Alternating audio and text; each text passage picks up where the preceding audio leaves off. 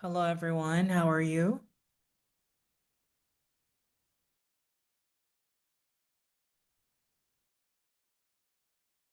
Good, how are you? Yeah, I'm good. Thanks for asking. All right. We're going to wait for one more minute before we start. Okay. So, I'd like to remind everyone to kindly open your camera during the presentation. I would like also to remind our presenters that after each presentation, you are required to ask one question to the presenter, and you will be asking that question in the chat box. And of course, the presenter will be answering also that in the chat box. Okay. All right. I guess we have a good number here. Okay. I'd like also to welcome Dr. Monica. Hello, Dr. Monica. How are you? Hi, how are you? I'm good. Thank you so much for coming here. And we thank you for your guidance. We thank you for everything that you do to our students. And finally, we've come to the final part of, the summer AI research program, which is the thesis defense. Okay. So it is with great pleasure that we gather here today to witness the culmination of months of research, hard work, and innovation by our student presenters. And this event marks an important milestone, not only in their academic journey, but also in their development as young researchers and future leaders in the field of artificial intelligence. And before we begin, I would like to, of course, extend a warm welcome to all our attendees, our distinguished panel of evaluator, and of course, the proud parents and our students. Okay. And I'd like to again acknowledge Dr. Monica, whose guidance, expertise, and encouragement have been instrumental throughout this research process. And thank you so much, Dr. Monica, for your dedication to nurturing our students' curiosity and critical thinking. All right, so I guess our presenters are ready. Okay. Uh, but before that, I'd like to ask Professor Monica if she has few words to say to our presenters today. Just wanted to say that I'm proud of everybody. They worked really hard.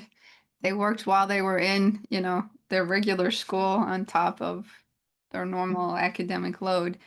And it's been really nice getting to know the students. And I'm very excited to see where these students end up a year from now. Anyway, I'm looking forward to your presentations. Thank you so much, Dr. Monica. All right. Now, without further ado, let us proceed to the first presentation. So please join me in welcoming our first presenter. So we're going to, I guess we're going to start with Marco. Okay. So Marco, kindly prepare your slide, okay, and open your camera during the presentation. All right. Okay, so while waiting for Marco, the next presenter will be Pranav, and it will be followed by Hansika and then Jack.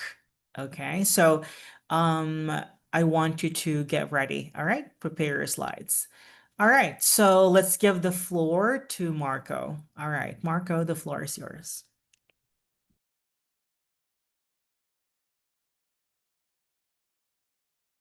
Sorry, I was muted. Yeah, today my presentation will be about how how genetics and hormones can be used to predict muscle growth, um, and how AI can play a part in that. So, introduction. So the fitness industry is booming as gym memberships are rising with around 77 million of Americans at least possessing one. And many people seek to optimize their fitness goals, but many people follow the same fitness routines or yeah, the same fitness routines they might see online, but might see different results. And the results they get may vary due to genetic and hormonal differences. So yeah, the aim of this project was to see how AI could predict muscle growth based on hormone levels, phenotypic traits, and genetics.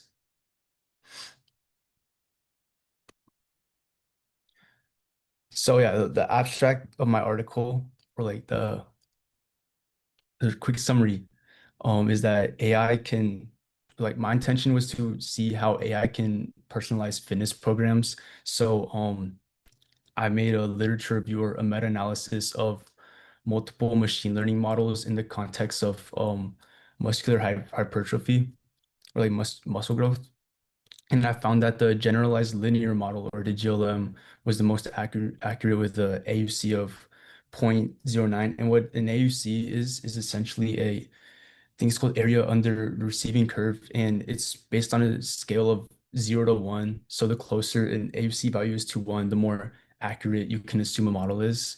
And then through that, to see certain sub patterns within this proposed model,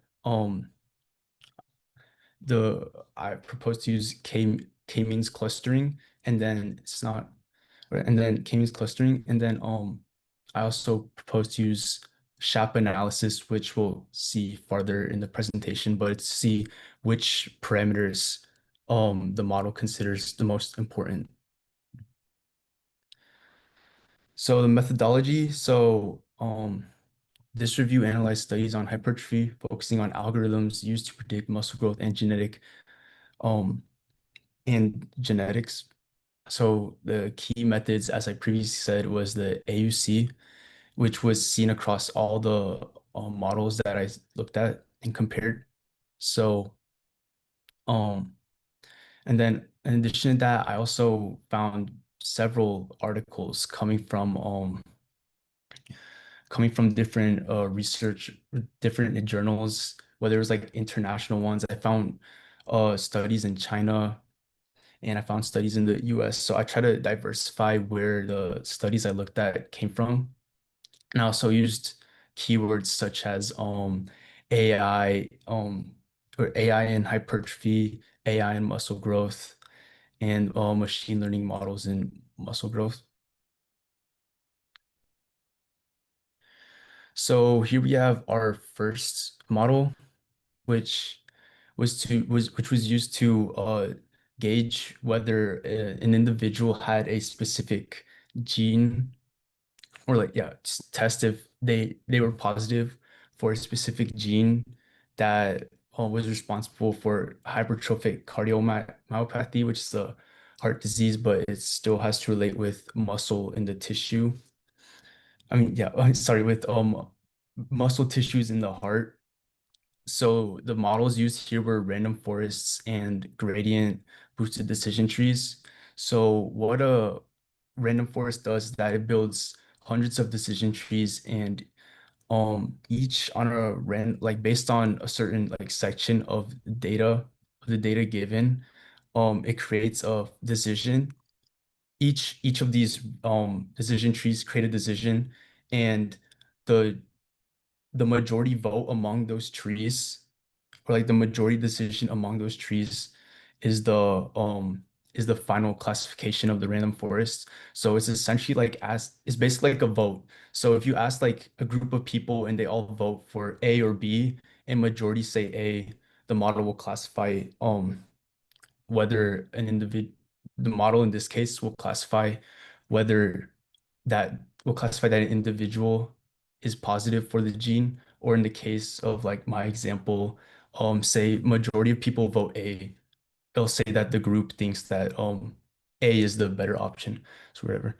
And then with gradient boosted decision trees, or this other one, so what it does is that it creates tree one, and it generates a initial prediction from the data, and based on how accurate that prediction is, it calculates error based on that first tree's prediction, and then the next trees it continues to create are more accurate as they are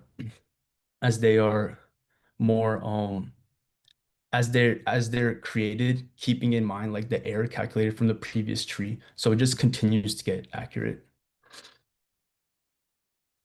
So our second machine learning models, or yeah, models used were uh were SVM RFE and lasso regression. So SVM RFE ranks features by importance, while lasso applies a penalty for variable selection and regularization, prioritizing which predictive factors actually have the most importance when deciding a prediction.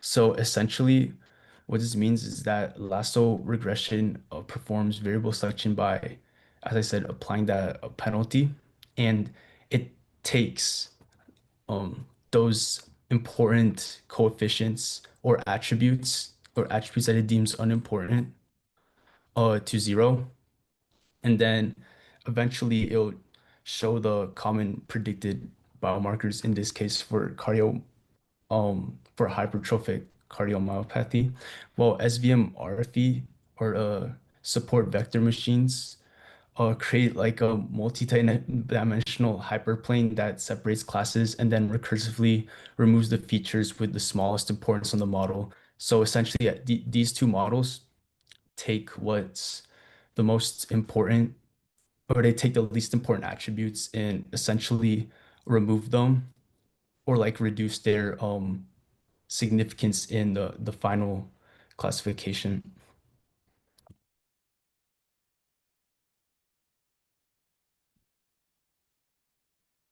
So so this model is uses deep convolutional neural networks for genotype prediction and imaging data.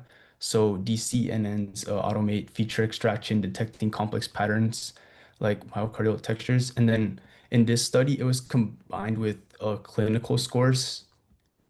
So it used the Mayo and Toronto um, prediction prediction systems, and they and then the Mayo and Toronto prediction systems were amplified by the DCNN, and it got the accuracies of 0.86 and 0.84. So essentially, um, their inputs, right? So cardiographic measurements, age and family history, and then the deep convolutional neural network through each layer it detects. So here the data used was, yeah, it was photos. So it detected certain like features or certain features within the each photo, and then it pulled the layers together to reduce the dimensionality, and then it takes in all the con it connects all the layers together to create a final numerical prediction, and it does that using um both the clinical scoring methods as well. But the problem with a deep convolutional neural network is that it's hard to know exactly like how it works because specific like coefficient values change very often. So in terms of like transparency or knowing how an AI model works, um it might be a risk, or might be like risky towards some people because they don't know exactly like how the model would work.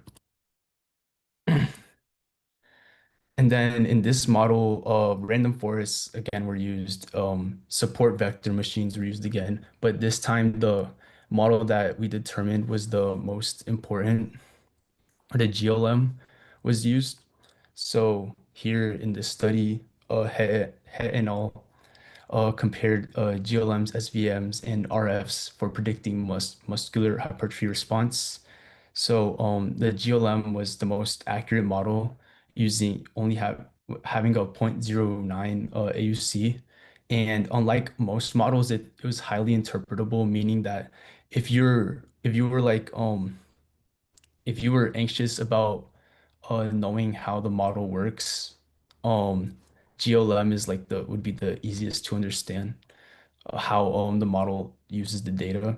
So yeah, and how each of these work is that so for all the models had the same data, so it had the personal so that it had the identifiable the phenotypic data, the demographic data, and then in this study, they tested it based on the quad muscle, and they took the initial quad muscle thickness before and after certain training regimens. So they did sprinting workouts, and then they did bench press and squat workouts. So yeah, one group did the bench press and squat workouts, the other group did the sprinting workouts, and based on that data, they train the model. So here in a GLM, so what a GLM does is that it creates a linear combination of input features, and then it uses a logit link function to transform this linear score into a probability between 1 and 0. And it tells it says so in this study, it was to see whether an individual based on like a certain numerical value or like I guess change in muscle growth would they tested to see whether an individual was like a responder or non-responder to each of these workouts for like the weightlifting or the sprinting workouts. And so yeah, the final classification of the GLM model was whether they were significantly affected by that workout or not. So yeah, random forest, as I previously said, it has multiple decision trees, and then you aggregate the majority vote. And then so support vector machines by themselves, as I previously said, they find an optimal multi-dimensional hyperplane, and then through that it separates it into classes of responders and non-responders. So here So this study also uses random forests, but that wasn't like the valuable part of this study because the most valuable part of the study was the SHAP analysis or the shapely additive explanations, and as well as the k-means clustering. So those two were really important. So what SHAP analysis does is for like more obscure because majority of machine learning models are obscure in how they work. So what SHAP analysis does is it gauges each parameter and determines which parameter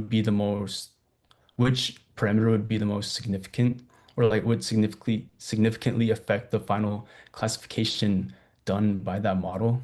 And then k-means clustering was essentially takes multiple data points and groups them based on certain commonalities, in which in this case this study uses SHAP analysis to group patients based on similar SHAP value profiles. So this discussion, so overall, a comprehensive model for muscular hypertrophy requires genomic, proteomic, hormonal, and phenotypic and lifestyle data. So hy- hy- while hypertrophic cardiomyopathy studies show machine learning's power in genotype prediction, with as those models were extremely accurate, they had AUCs up to 0.993. They don't account for lifestyle factors, and GLMs with a accuracy of 0.809 offer the best balance of accuracy and interpretability, making them suitable for real world applications. And then so for this proposed model, I would advocate for using a GLM as it's the best for accuracy and interpretability. And then using SHAP analysis and k-means clustering will help identify groups within that data as well as show which attributes actually contribute to the decision of the model. Hold on. It's like okay.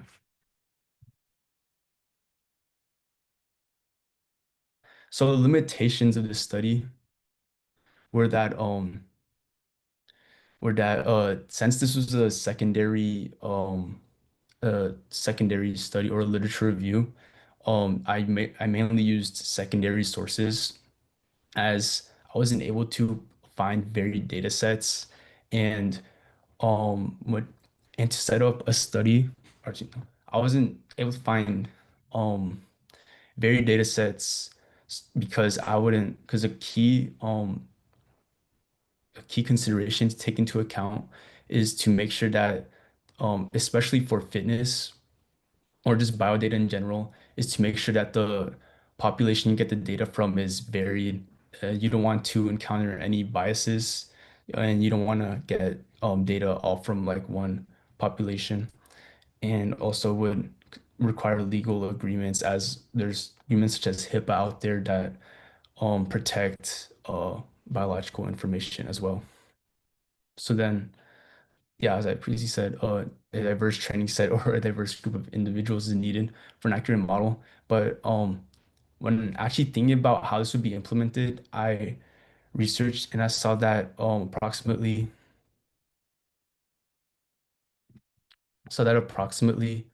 um, 1,267 participants are needed for an accurate study due to the events per variable rule. So the events per variable rule dictates how many data points are needed within a study stemming from possible amounts of events or the classifications that could occur multiplied by the amount of attributes that the model is taking in.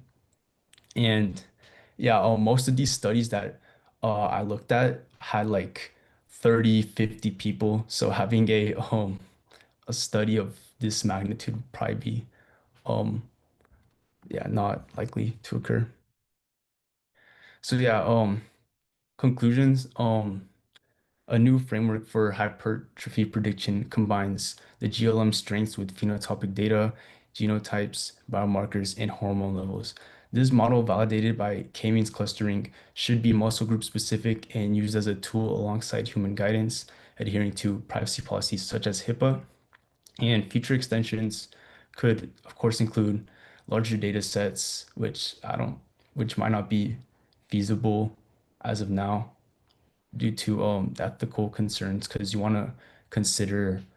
um you want to consider that people are essentially giving up um data of their own bodies for experimentation and this and whether the information they get from this model could even be trusted as or like not whether it can be trusted, but whether it should be like where 100% of their fitness advice comes from. So I believe that ethically AI should also be used as like a tool or like a assistant. So for the most part, if for fitness instructors, they should use this as a supplementary tool. And then the studies I looked at most of them were done in like larger muscle groups such as the quads. So maybe looking at specific movements for smaller muscles such as the biceps, or like for more accessory muscles such as the biceps could be done. And then including lifestyle variables such as alcohol and drug consumption and how those could impact hormone levels is also another extension to this study. So yeah, thank you. All right. Thank you so much, Marco, for that insightful presentation. And you demonstrated a clear grasp of your research and its implications. Thank you. All right. Now let's hear the comments and probably the questions from our panelist, of course. Sorry if Professor K can't make it today. All right. So we will be hearing from Dr. Monica. Dr. Monica. First, let me just say you did a great job. And you took all of the changes I suggested and put them in there. So, and I really like how you brought up the limitations because obviously there's limitations with anything associated with AI and especially with this study. How do you think you're gonna take what you just did and take it to the next step? What would you do? Like, how applicable is this? Um, so I'd say like in terms of resources, because um the best or the most realistic place to do this would probably be like on a at a university or like some sort of academic campus where you'd actually like have the funding or like the resources to um Hmm. carry out an experiment like this. But I'd say maybe have like more more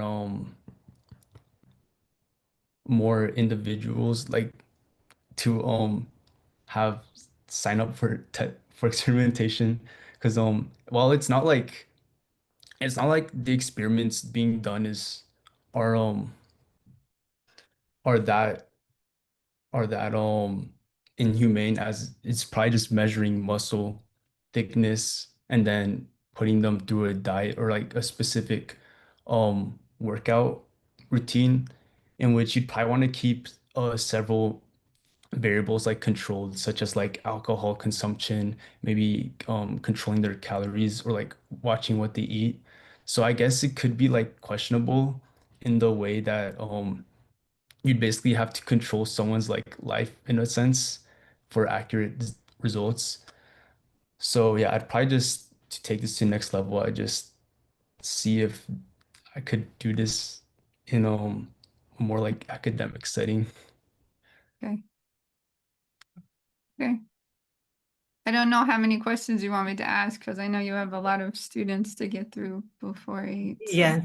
uh, Yes, Dr. Monica. Thank you so much for that Okay. great feedback.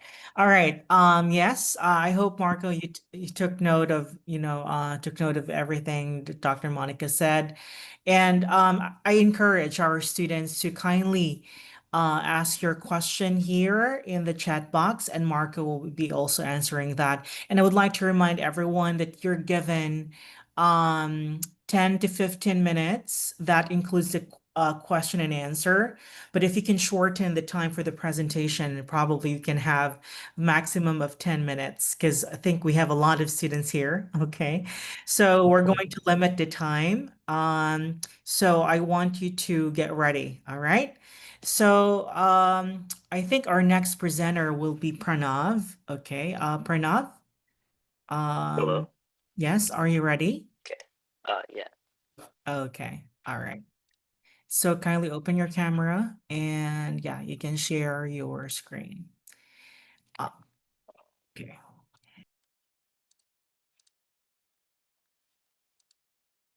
Can you see my screen? Yes, you can see your screen. Okay.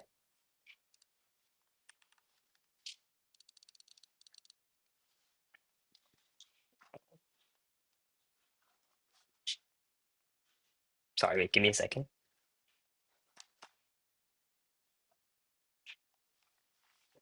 Um, all right, so this is my presentation comparing structural and physical chemical features for predicting drug-induced autoimmunity. All right, so first a little bit about me. So I'm Pranav. I'm a junior in high school, and I'm interested in math, artificial intelligence, and programming. And I also love playing the piano and reading. And I chose this project because I wanted a way to combine my skills and help the community while also doing something that I enjoy. And AI in pharmaceutical applications has always interested me, and I've always wanted to contribute to the field in some way. All right, so first, before I start, I wanted to go over some vocabulary. So first is physicochemical. So physicochemical means both physical and chemical. So it relates to both properties that are physical and chemical of a substance or a process or a chemical compound. And next is structural. So structural is essentially the same thing as structure, and it relates to how something is built and how it's arranged and how it's organized. And last is DIA. So DIA stands for drug-induced autoimmunity, and it means the same thing as immunotoxicity. And it's when drugs can cause unintentional effects that cause the immune system to attack its own body. Okay, so first is the introduction. So immunotoxicity has major safety challenges, And this can range from mild allergies to severe autoimmune diseases. So immunotoxicity has some mild allergies. It can cause like pollen allergies, dust allergies, things like that. But it can also be cause severe autoimmune diseases like diabetes type 1 and lupus, which are serious complications that like can change people's life. And traditional detection is currently costly and limited, but machine learning offers alternatives that are more cheap and ethically available. So currently they test on animals, and that is considered kind of ethically dubious because if animals do contract these autoimmune diseases there, they have to be put down. But with machine learning, drugs can be tested before they're even put into production, and this can help mitigate some of the costs and also the ethical concerns. And drug-induced autoimmunity is rare, and it's pretty much where a drug causes the autoimmune effects that I explained earlier. And this can force drug withdrawal. So what this means is it can force a producer to recall drugs, and this is very costly for the producer, while also causing issues in the community. And what this study aimed to do is it compared multiple machine learning models and different feature types for predicting drug-induced autoimmunity. So first is the literature review. So traditional DIA detection, which uses animal models and um, and clinical reports, is really costly and it's small scale, but it's also ethically constrained, which, as I explained earlier, and InterDIA, which was another project that used a similar data set, and it achieved a high accuracy within AUC, which is area under the receiving curve, of 0.88. So AUC is out of 1, so 0.88 out of 1 is pretty accurate. And it used ensemble ML, but it didn't compare across different types of models. So I used the same model that it used, the ensemble model, and I also compared it to different types of models. And other studies focus on boosting algorithms like XGBoost and CapBoost, and I also included these ones in my study too to compare the different types. And currently, computational modeling of ZIA is pretty limited, and most cross-model and feature type comparisons are largely unexplored, if not unexplored in its entirety. So next is my methodology. So I use the DIA dataset from the University of California, Irvine, and this had a 477 training and 120 testing compounds. So in this dataset, they had molecule was collected from a different paper in which a pharmaceutical company released when a certain drug was causing autoimmune side effects or it wasn't. So I compiled a bunch of these, and I also analyzed the SMILE string, which analyzes how the compound functions. And I combined this information, and I used a Python kit called RDKit, and this split the descriptors into structural, physical, chemical, and combined sets, which I explained the definition of those earlier. And what this did is it allowed me to isolate each component and better understand which components or which parts of molecules cause drug-induced autoimmunity. And next was pre-processing. So I used standard continuous features, and what I did by doing this, I use standard scalar, which essentially normalizes all numbers into numbers between -1, and 1. And what this does is even like strings, it compresses those numbers and lets m- each of those variables be checked equally. And the models I used were random forests, support vector machining, XGBoost, Easy Ensemble, and MLP. And these were each trained on each of the feature sets. They were trained on physical, chemical, combined, and structural. And I tested on an external data set, which is the 120 compounds, because if I tested on the same training set, then it would have just marked all the things I trained it with. So I used an external compound set, and compared it using AUC, and I also used bar plots to demonstrate the differences between them. And next was the interpretation. So I used SHAP on just the XGBoost one because it performed the best, and I used it to identify the top molecular features that actually drive GIA risk.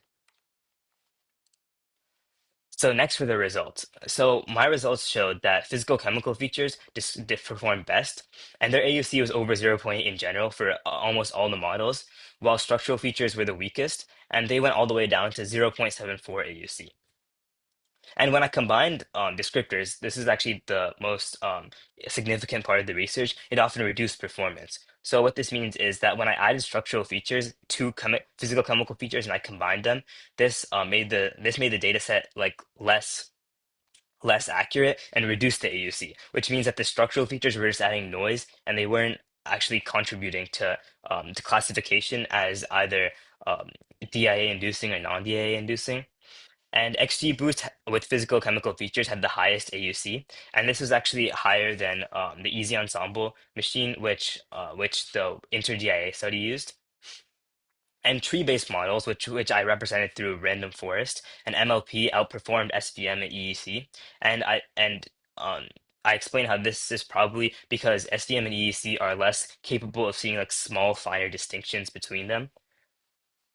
And next, SHAP analysis identified polarizability, which is how polar a molecule is or how concentrated its charge distribution is. And also hydrophobicity, which is how resistant a molecule is to water as key predictors. So those three things were considered most powerful in predicting DIA. So next is the discussion.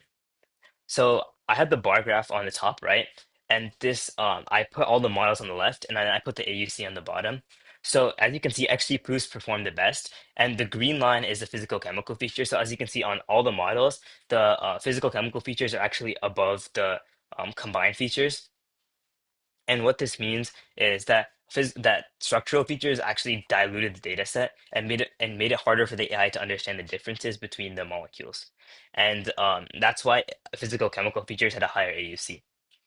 So physical chemical features outperform structural and combined features, and this kind of demonstrated the value of global molecular properties, which is another name for physical chemical features.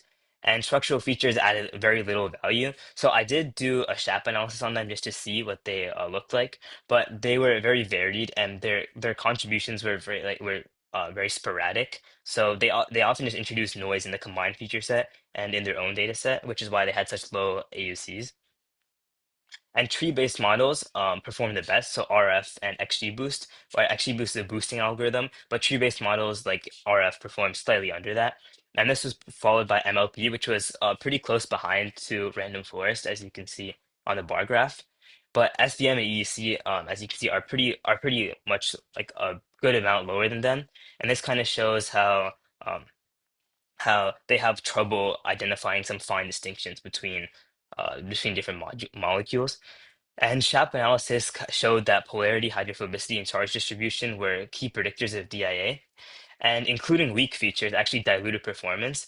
And this kind of shows the importance of specifically choosing different features to rely on DIA prediction and not just choosing every feature that you can find and trying to plug it into an AI, because this can make it harder for the AI to predict certain features of which are most important.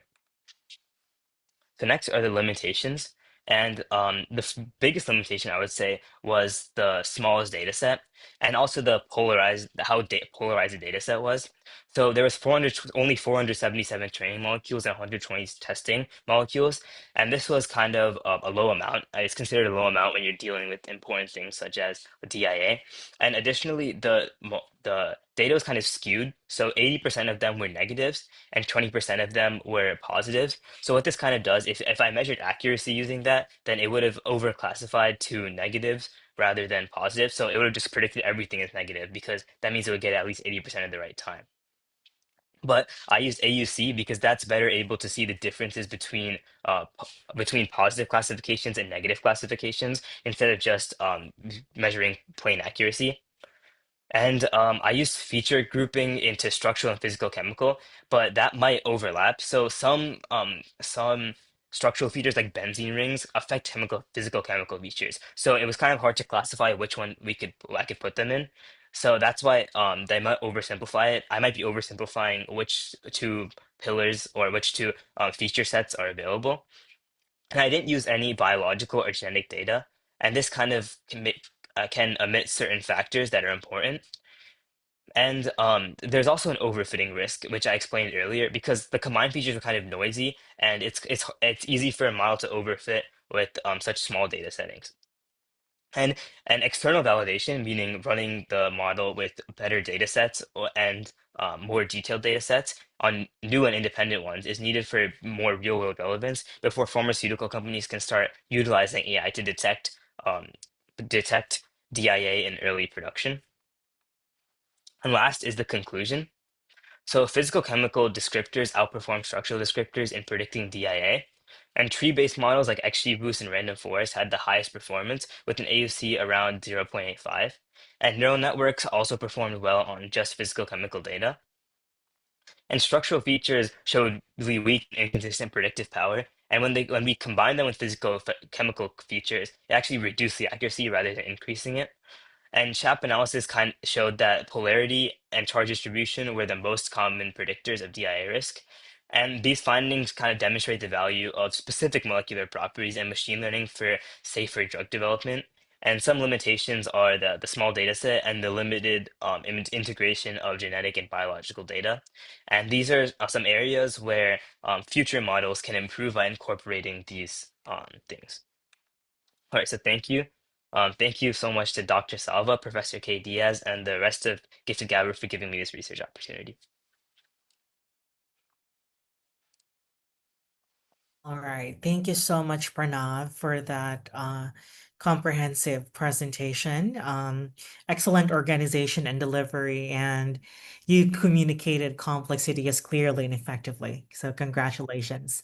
Now let's hear the comments and question of Dr. Monica. Dr. Monica. Again, you did a wonderful job. As well as I do, there's limitations for anything that involves artificial intelligence. We talked a lot about that in class, and you brought up many of them right now.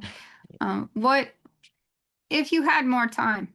In other words, like right now, what would be the next step to take this research to the next level? So if I had to take a next step, like as soon as possible, I would work on incorporating more more data into the data set because then and also kind of balancing it out. So I would add more positives, which could help maybe identify which features more accurately predict it. And then maybe the next step after that for me would probably be incorporating genetic data or biological data because that could help even better classification. Okay. Yeah, just trying to find the external data set right now would Yeah. would be probably the biggest limitation. Wonderful job. Again, can't wait to see your final paper. Thank you. Thank you, Professor Monica. All right, now let's move on to the next presenter. Hansika, are you ready? Yes, I am. All right, thank you.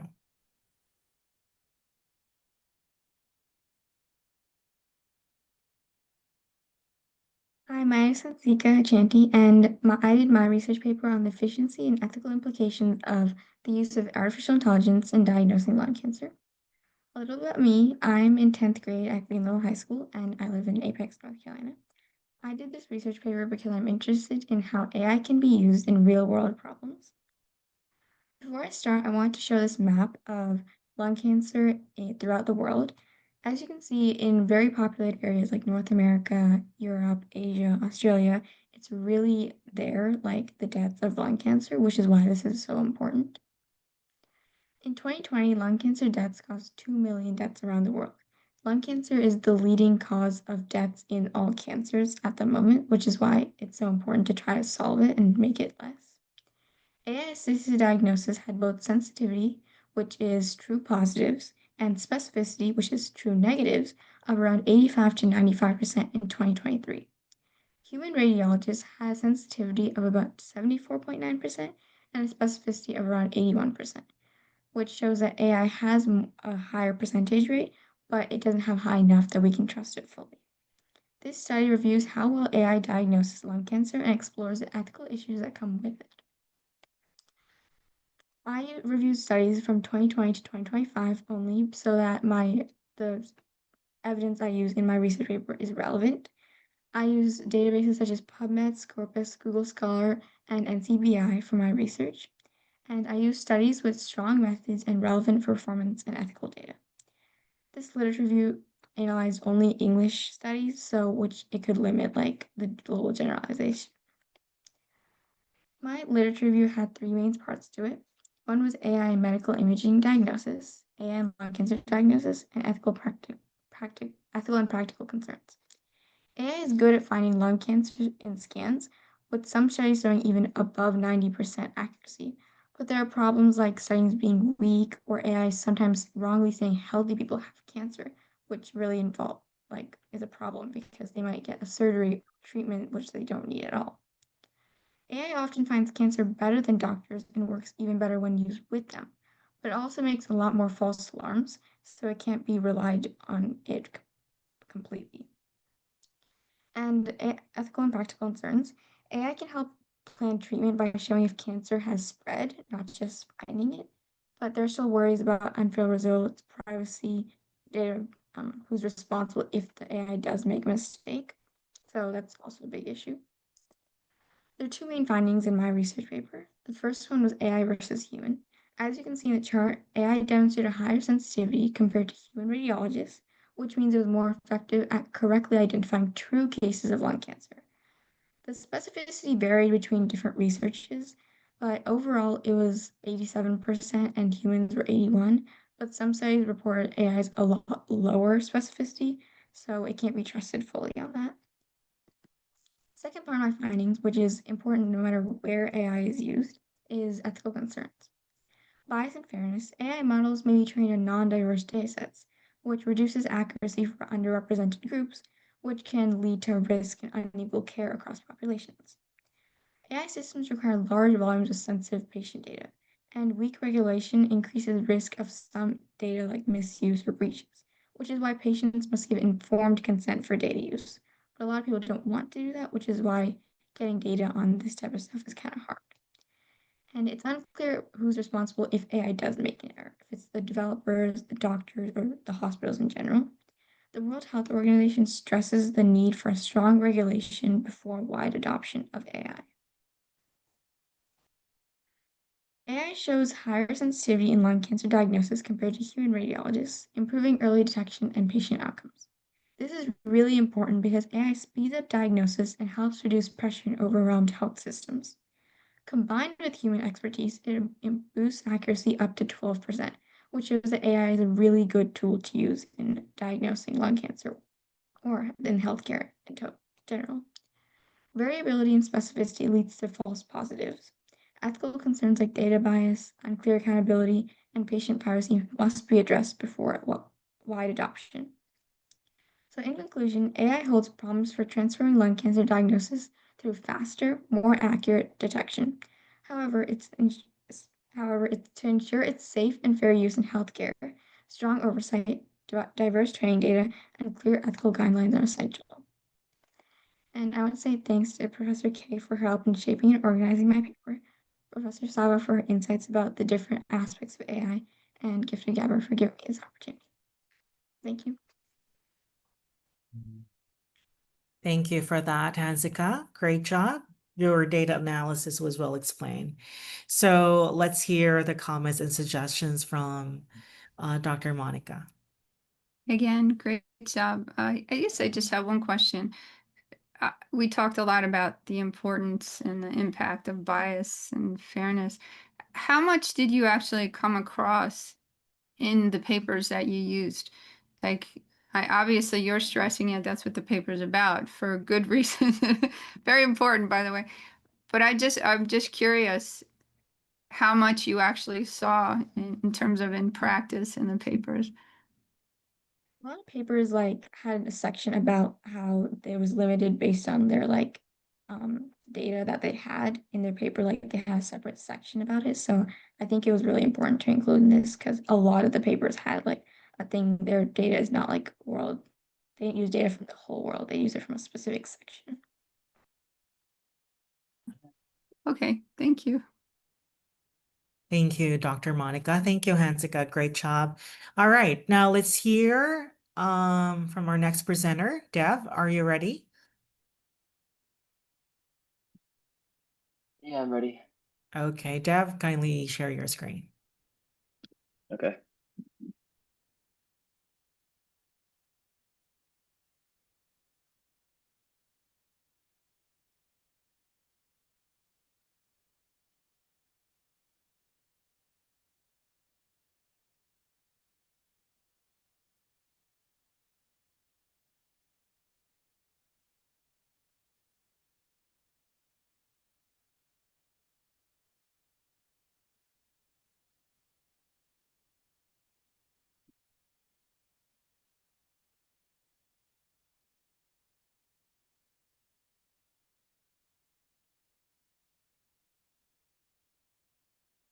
Okay, can you see my screen?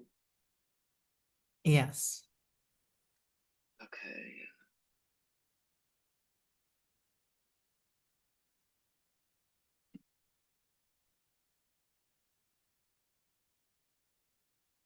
Oh, 1 second. All right, I'll get started now.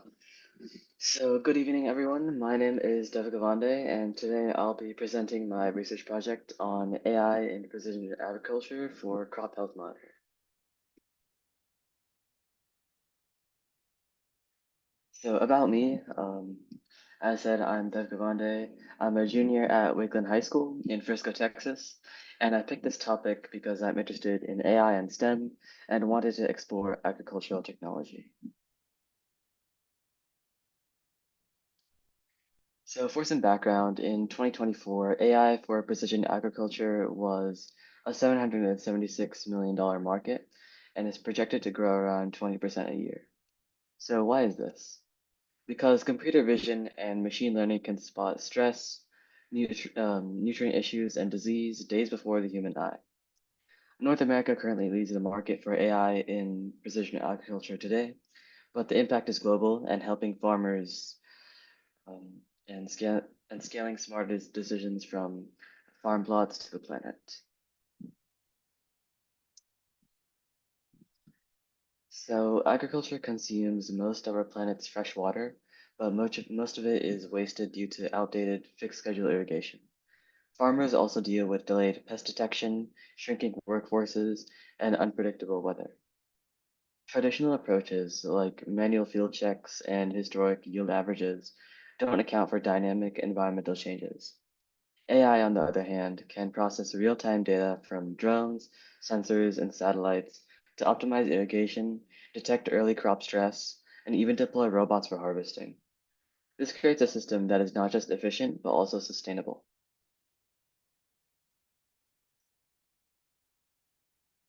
So for my methodology, I analyzed over 20 peer-reviewed studies between 2015 and 2025. I searched academic and industry databases like Google Scholar, ScienceDirect, and ResearchGate using keywords such as crop yield prediction, AI pest detection, and climate resilience in agriculture. Each study was evaluated for the AI models used, such as neural networks, and compared to older methods. I categorized the findings into five major agricultural challenges: pest and disease detection, inefficient resource use, labor shortages, inaccurate yield detection, and climate resilience. This approach helped identify both AI's benefits and its current limitations.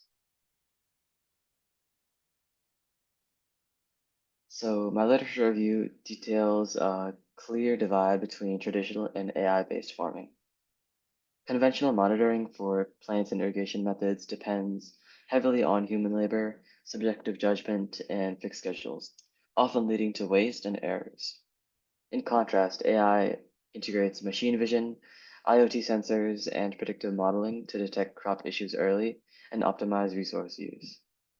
However, these technologies face challenges. Most data comes from large, well-funded farms and not smaller ones, which is a large majority of farms, at least in the US. Costs remain high, and digital literacy among farmers is uneven. Emerging trends like hybrid AI systems combining drones, sensors, and satellite imagery show promise for overcoming these limitations, but equitable access between small and large farms remains a concern.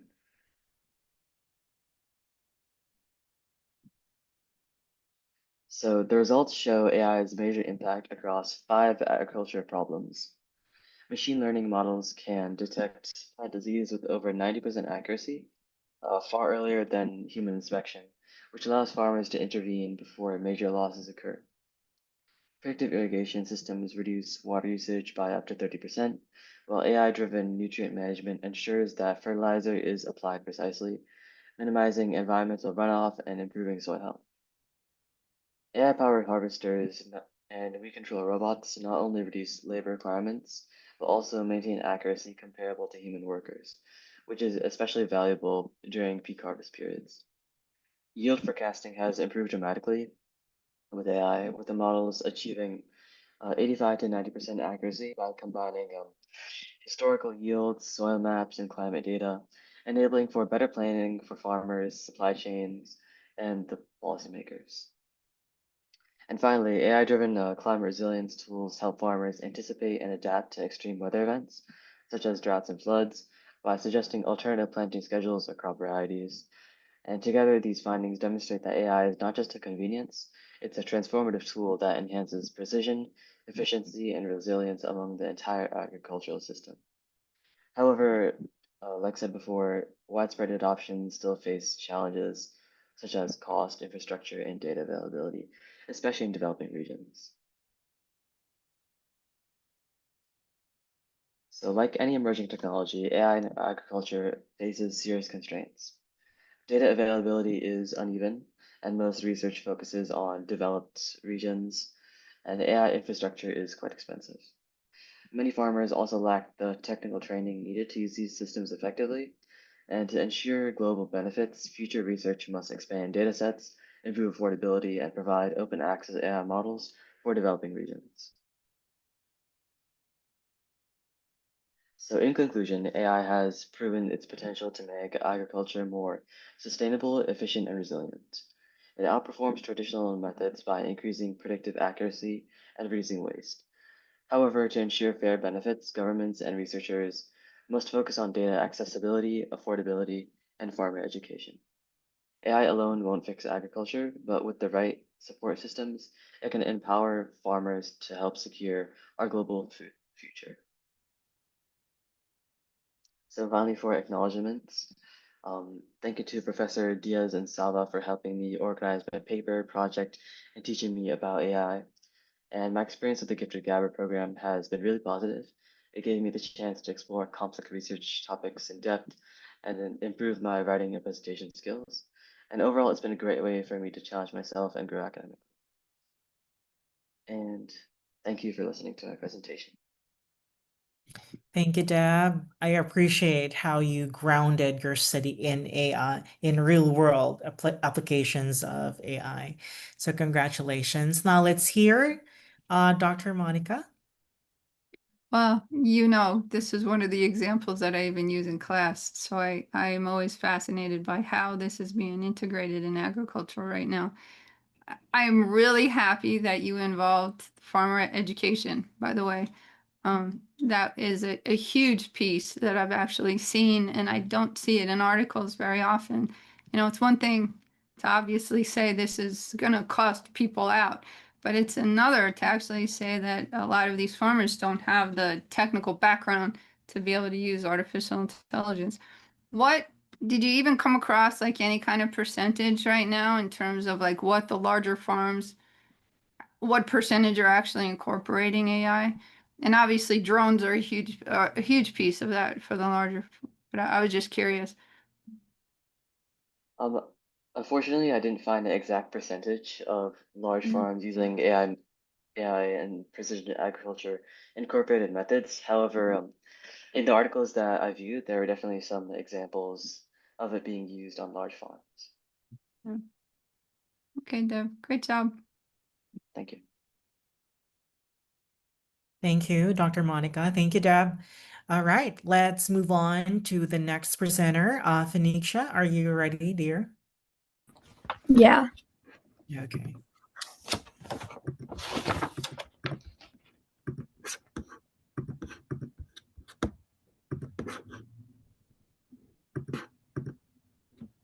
Okay. Good evening. My name is Phoenicia Prem Kumar, and my research presentation is on the transformative potential of artificial intelligence in infectious disease diagnosis and prognosis.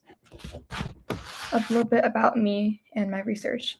So I'm Phoenicia, and I'm currently a sophomore at Westchester East High School.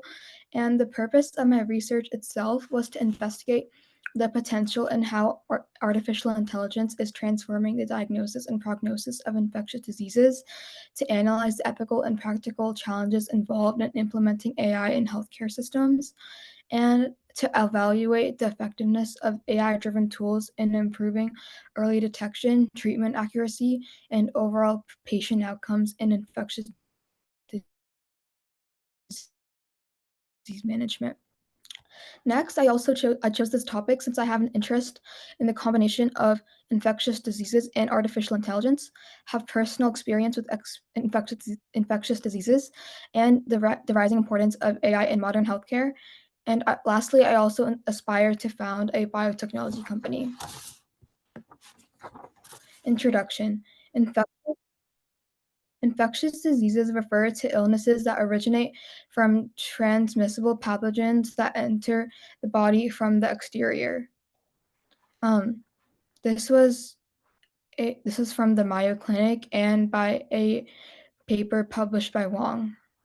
And these diseases can be transmitted from one individual to another, either directly or indirectly, according to the World Health Organization Regional Office for the Eastern Mediterranean. So the key questions and goals that I explored in my research was how can AI contribute to developing better prevention and response strategies for future outbreaks? I wanted to examine the types of AI technologies that are the most effective in detecting and predicting infectious diseases. And the question being how accurately can AI algorithms diagnose specific infectious diseases such as COVID-19, influenza, or Ebola compared to traditional diagnostic methods.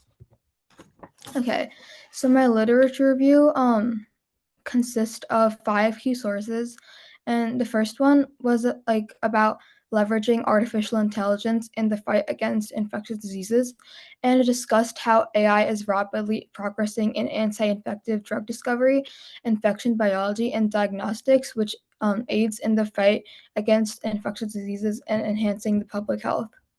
Next, the next source was titled as Artificial Intelligence Enhanced Infectious Disease Surveillance, a call for global collaboration.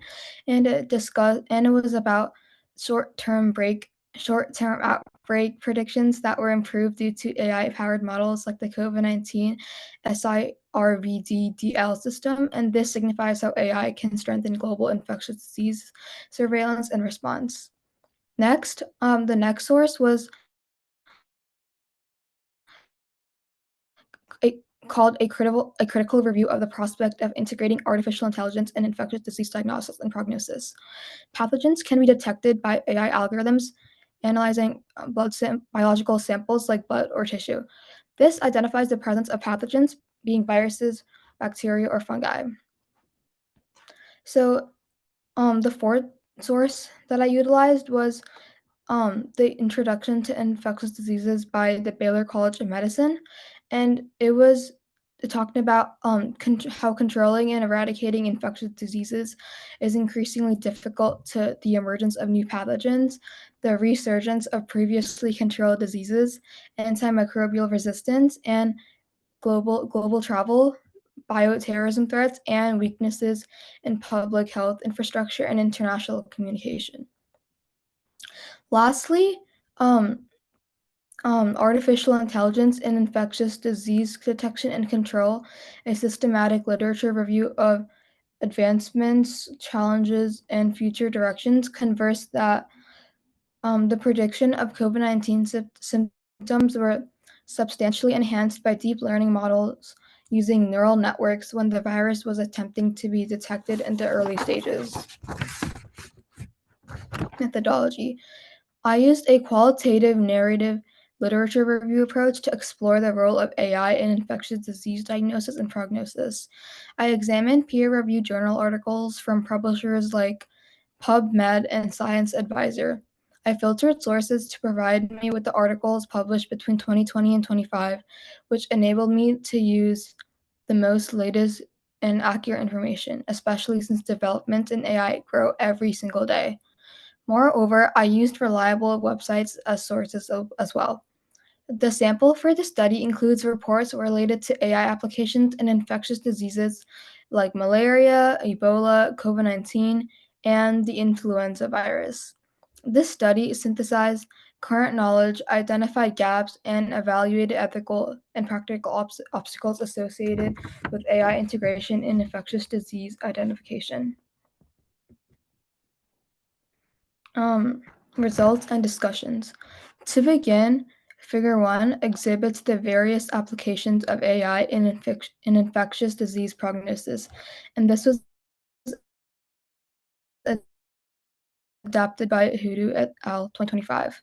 It contains outcome prediction, biomarker discovery, disease progression modeling, long-term complication prediction, personalized risk assessments, comorbidity identification, risk stratification, and treatment response prediction. In addition, Figure 2 is the surveillance overview of AI-enhanced infectious diseases, and it's adapted by Suvari in 2024. And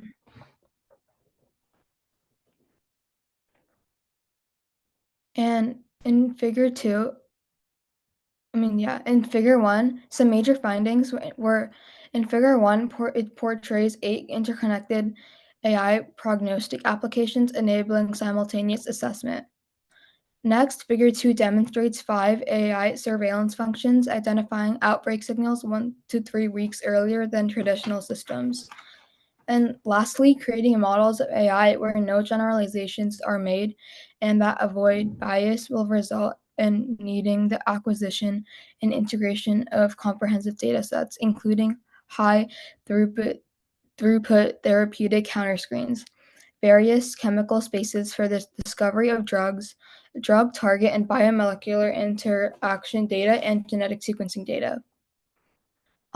So Figure 2 is regarding data analysis and early detection, real-time tracking and predictive modeling, contact tracing, enhanced diagnostics, and resource allocation. Next, now Table 1 describes infectious disease controls, future initiatives and advancements in technology with AI, which is adapted by Faisal. And some major findings from my research were the integration of the Internet of Things and AI, along with precision medicine, enabling real-time surveillance through wearable biosensors for pre-symptomatic detection and personalized treatment protocols tailored to individual genomics, comorbidities, and infection profiles. Next, advanced neural networks and big data analytics transformed epidemiological predictions by processing diverse data streams, such as clinical records, mobility patterns, environmental factors, and social media, to predict trajectories. This overcomes traditional models' inability to capture complex, multivariable interactions, such as the ones that are constantly changing. Lastly, and finally, quantum computing and cross-disciplinary deep learning offer long-term potential for tremendously increasing diagnostic speed and integrating genomic, environmental, or behavioral data sets. Conclusion. Key points. Infectious diseases keep presenting an obstacle to scientists and clinicians. This persistence is largely due to factors like the rapid growth of urbanization, global travel, and climate change, which all contribute to the spread of and evolution of infectious pathogens. AI enables predictive outbreak management, deep learning that's most effective for diagnostics, refining diagnostic and diagnosis and prognosis of the infectious diseases itself. The impact. A paradigm shift from reactive to predictive disease and management, earlier detection, personalized treatment, optimized resource allocation, and enhance the outbreak response through real-time surveillance and automated contact tracing. So future direction section is precision medicine adapting treatments to individual genomics and comorbidities, advanced neural networks predicting outbreaks, high diagnostic speeds and data processing due to quantum computing, and addressing implementation challenges like infrastructure requirements, algorithm interpretability, and ensuring equitable access in settings that limit resources. Acknowledgements. To begin, Dr. Salva's artificial intelligence lessons were very informational, and Professor Kay's lessons on the basic structure or format of my research paper were immensely helpful in the process of crafting my paper. Furthermore, thank you to Professor Virgil for providing helpful insights on the structure of my thesis defense. Lastly, I wanted to give a big shout out to Coach Joe and the entire Gifted Gabber team for making this all possible. Thank you for listening. Thank you, Phoenicia. Your topic is actually relevant in today's setting, so congratulations. So I'd like to hear from Dr. Monica for the comments and questions. Thank you. This is one area, and it's huge in terms of the application to infectious disease. And as you brought out, there's so many different pieces that artificial intelligence can help, from the diagnosis, like all the way through the entire food chain, and even preventive. Do you see yourself kind of studying this more and focusing in on one of those things in the future, and why? Because right now it's like a huge broad, there's a lot of different pieces. I was just curious. I definitely do see myself studying this, and like I specifically want to go into like incorporating AI into like vaccines that like can like impact society overall. Okay. Well, thank you. I'm gonna be looking forward to seeing how this develops in the future with you. Thank you. Thank you, Dr. Monica. Thank you, Phoenicia. All right. Now, our next presenter is Nia. Nia, are you ready? Yes. Okay, thank you. Kindly open your camera and share your screen.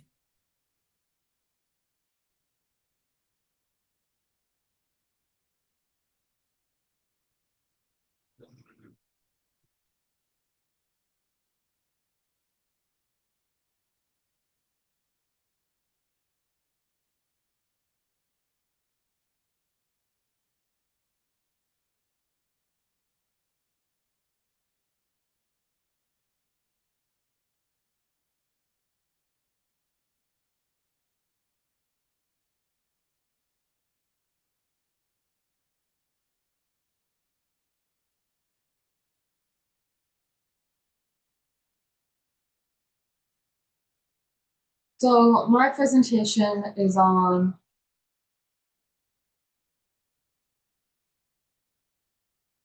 AI capabilities in dialect detection and translation.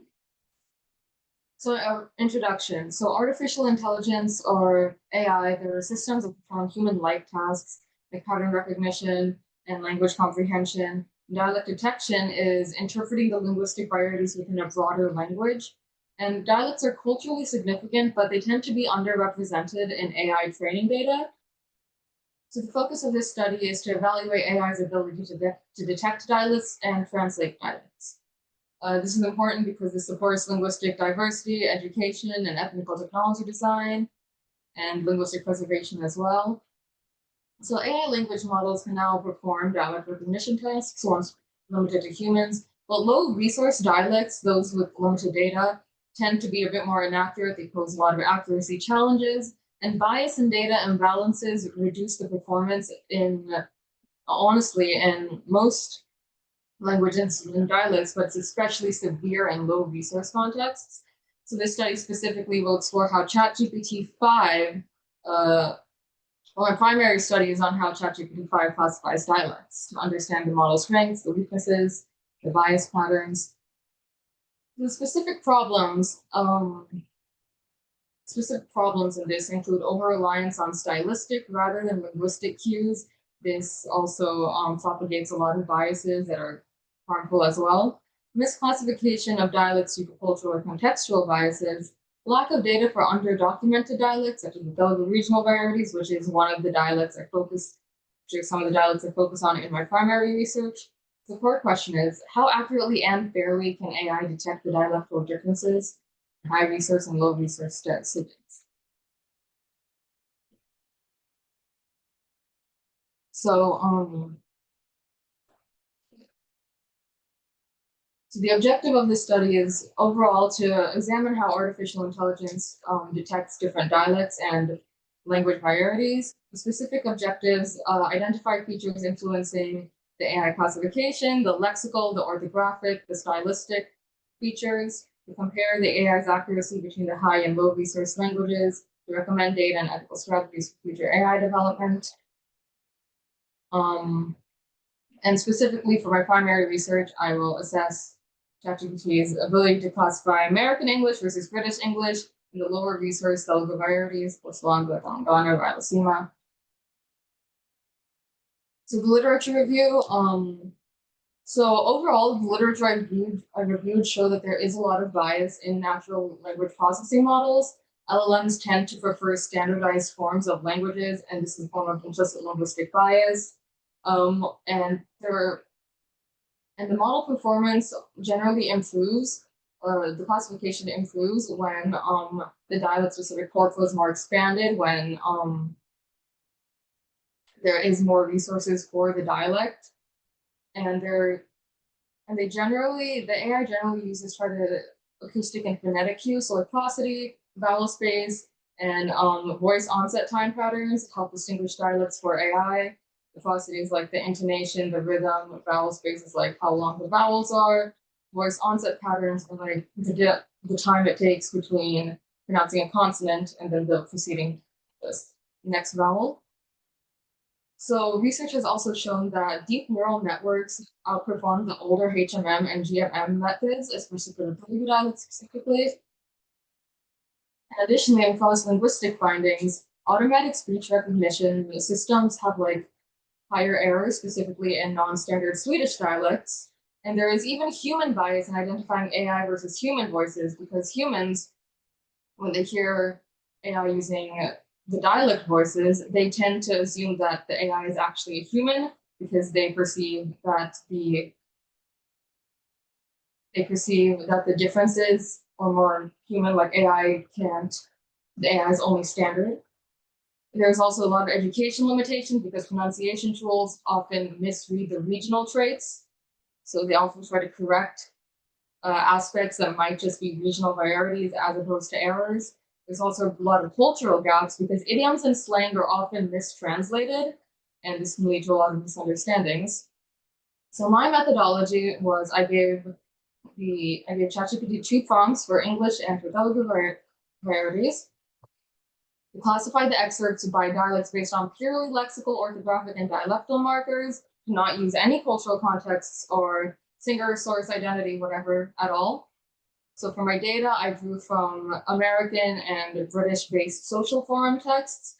For Telugu, I drew upon song lyrics because a lot of the Telugu dialects are very underrepresented online. So I included the text into ChatGPT with my standard prompts. I collected the classification labels. I also asked the model for its rationale in detecting each of the dialects. Then I analyzed the output for any bias, any patterns, the accuracy. So ethical considerations, I didn't use any personal and sensitive data. I used publicly available data, and I avoided stereotyping and cultural overgeneralization. I didn't want to. So limitations, some people will often like mix slang, especially for like added creative effect. So that might affect the accuracy. The model results might vary like slightly per session. Reproducibility, I used the font templates, balanced data sets, and I recorded any deviations. I also slightly altered each of the excerpts, like one specific thing to see how robust the model was. Like if I simply changed one spelling to like the British spelling, would the model immediately classify an American excerpt as American English instead, as British English instead? So for future reproduction, you could use the same data and the prompts and record any deviations from my original results. So I focused on text-based dialect detection because audio-based dialect detection, those softwares aren't widely available for specific language varieties. They may be available for broader languages, but not for specific ones. I excluded academic and news text to avoid standardization bias. To appear more formal, some dialects may try to conform. And I made sure, so the results, the English dialects had moderate accuracy, they tended to rely heavily on tone and register. It also used slang and structure to identify it, but informal writing was more often to be classified as American English, whereas British samples were often described as formal or polite. And the detection was fairly robust. Minor spelling or word changes rarely affected the classification. So if I changed like color or change the spelling, it wouldn't, they'd still look at everything else. That wasn't alone to trigger it. So here's a graph that shows that all of the American excerpts tended to be classified as informal, and that's how ChatGPT identified them. For the British excerpts, it was a bit more varied, but it was still significantly on the formal end. This is kind of a bias. However, the Telugu dialects had very low and unstable accuracy. The models tended to depend on superficial things like place names and themes and other cues. Folk style lyrics were often misclassified as a certain dialect as Rayalaseema.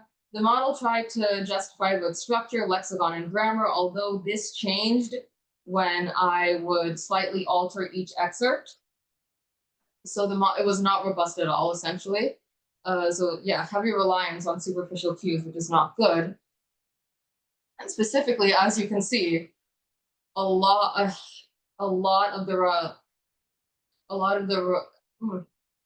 the excerpts classified as Rayalaseema, often incorrectly, were characterized as that because they were folk, because they sounded like they were folk songs.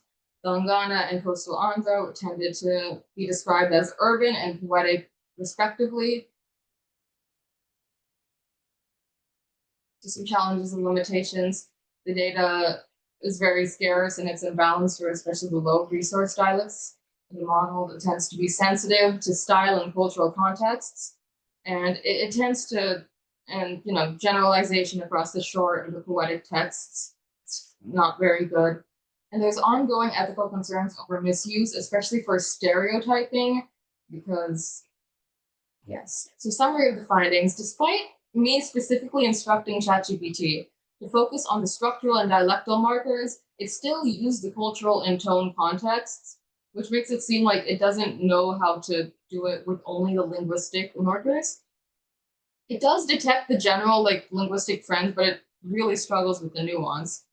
For high resource languages, it tends to be a lot more stable, but for low resource languages, it is very, very unstable. These results really emphasize the need for balanced data sets to make sure all the features are considered carefully and to make sure these are reviewed by other people. So 60% of the Telugu dialects were incorrectly identified as opposed to 30% of the English dialects. This is definitely because the difference in resources. The conclusion, AI can identify dialect cues, but results remain biased and inconsistent. English detection is stable, Telugu detection is more unreliable. Essentially, higher resource dialects have more accurate detection.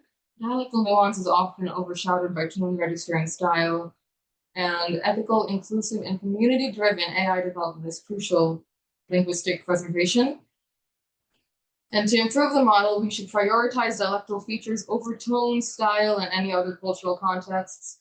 For data collection, we should get it directly from the native speakers, engage them, build a high-quality corpora, require developers to publish how the model makes its decisions. And we should warn people that, hey, this isn't completely accurate, especially when used for sensitive contexts, like forensics. So for smaller data sets, in order to expand their databases, we should use data augmentation, which is slightly altering bits of it to create more data. And then we should use synthetic data after that to generate new data from the augmented data set so we can expand it accurately. We should do interdisciplinary partnerships. We need to use anthropology would also be really useful for this field, and we need to keep evaluating the biases in this, otherwise this could be really harmful. And yeah, that's it. I would like to acknowledge Gifted Gabber, Dr. Monica Sava, Professor Tay Diaz, and Professor Virgil Marmaka for their assistance in helping me write this research paper. Especially, you guys helped me a lot with my questions, my concerns, and how to structure this. Thank you. So, Q&A. All right. Thank you so much, Nia, for that presentation. Dr. Monica? She's ready for Q&A. Yeah. Yes. What about like Gemini or ChatGPT 4, other kinds of things?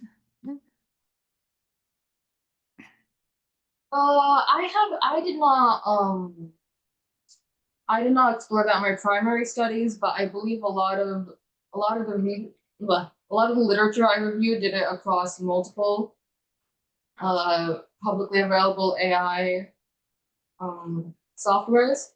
So I'm guessing it has a similar output and accuracy. Yeah, what would be interesting would be use the same exact prompts and everything and then compare them across.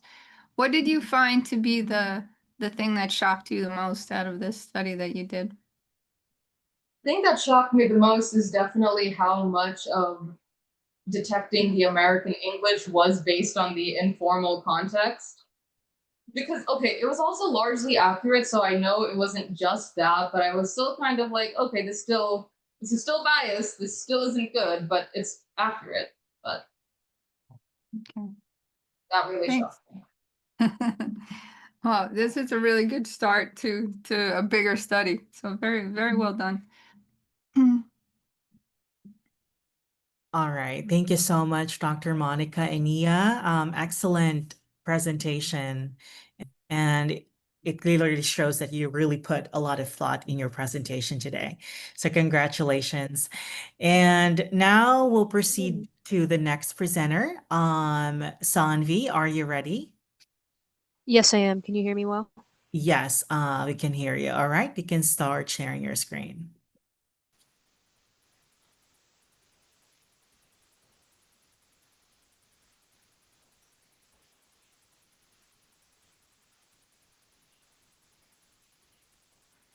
Hi, can you see my screen now? Yes. Okay. So, good evening, everyone, and thank you for the opportunity to present my research. Today, I'll be defending my thesis that I've created, the digital dependency dilemma, and how AI-driven government modernization could erode critical human expertise. The research I've done addresses critical question facing government technology. Are we trading efficiency for reliance when we modernize legacy systems with AI? I'm Sanvi. I'm a senior in high school. I'm from Shenandoah in upstate New York, and I plan on majoring in computer science and around the AI fields, hence why I'm really interested in this topic.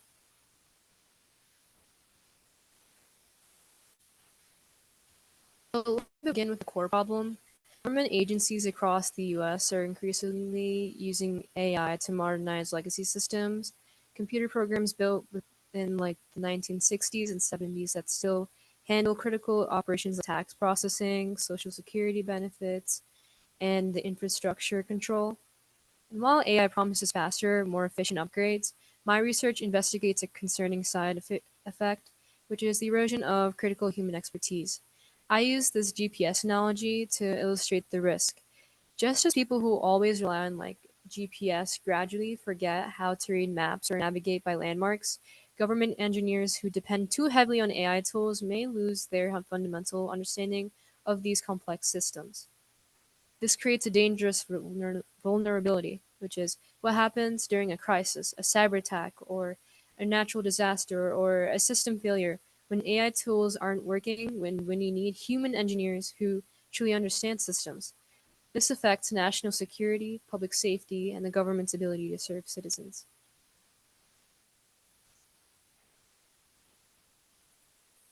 To take this question, I conducted a systematic literature review of research published between 2015 and 2024.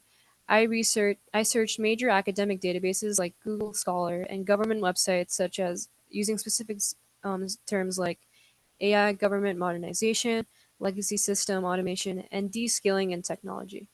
My research yielded 89 initial sources. which I narrowed down to 34 high quality studies based on methodological rigor and relevance.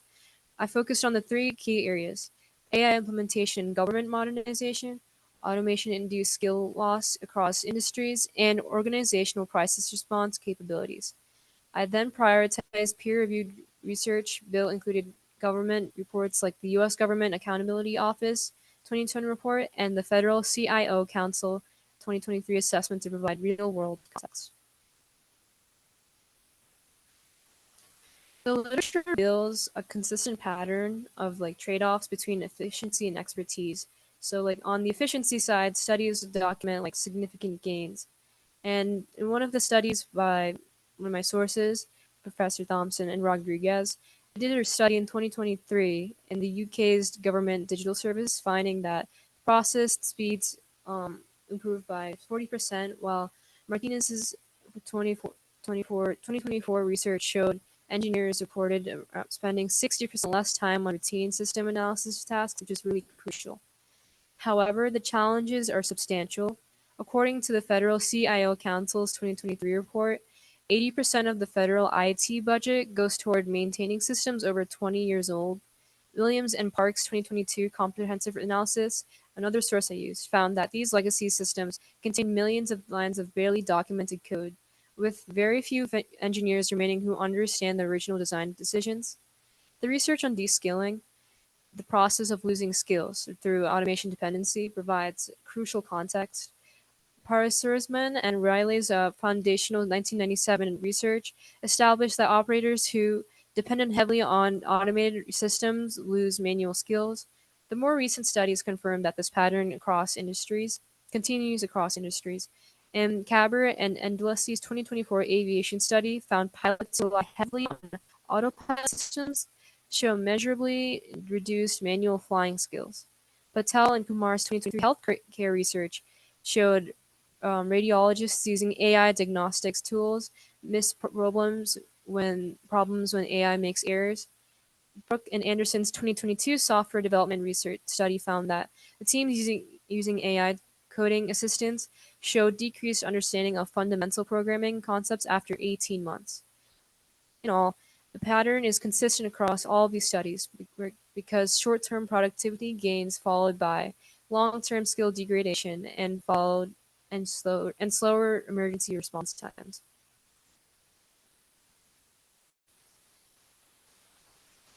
My analysis identified four critical findings that appeared consistently across multiple contexts.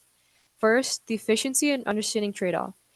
All agencies examined reported 30 to 60% faster processing times and reduced errors in all routine tasks. However, as Martinez noted in 2024, these gains came with consistent evidence and reduced human comprehension of underlying system architecture. Second, and most alarming, were crisis response and vulnerabilities documented in multiple case studies. Thompson and Rodriguez's 2023 study of UK's government digital service revealed that three major incidents when AI recommendations conflicted with legacy system requirements that human engineers no longer fully understood. Across agency studied, when problems occurred when outside AI training parameters, government agencies experienced response times that were 40 to 80% longer compared to agencies that maintained stronger human expertise along AI side tools. Third, security implementations emerged as significant concern. Security researchers found that engineers using AI tools for security updates often failed to recognize contextual vulnerabilities like that experienced human engineers that would have gotten caught. AI tools efficiently patched known vulnerabilities, but missed what I call context blind patches, which are architectural security considerations unique to legacy government systems. Finally, institutional process proved particularly troubling.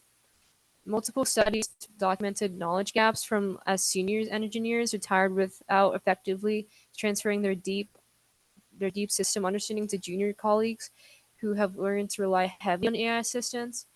Johnson, Williams, and Clark's 2023 study of defense legacy system modernization specifically documented how this pattern created vulnerability when AI tools failed or give unexpected results, leading to longer system outages and security problems.